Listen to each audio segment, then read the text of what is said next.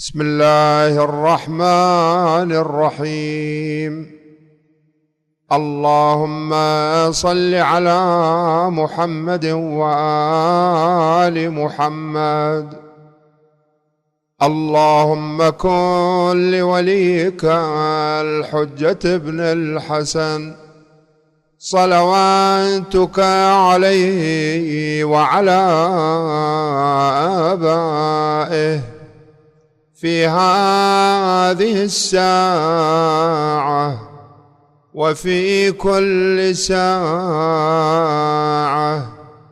وليا وحافظا وقائدا وناصرا ودليلا وعينا حتى تسكنه أرضك طوعا وتمتعه فيها طويلا، وهب لنا رأفته ورحمته ودعاءه وخيره برحمتك يا أرحم الراحمين.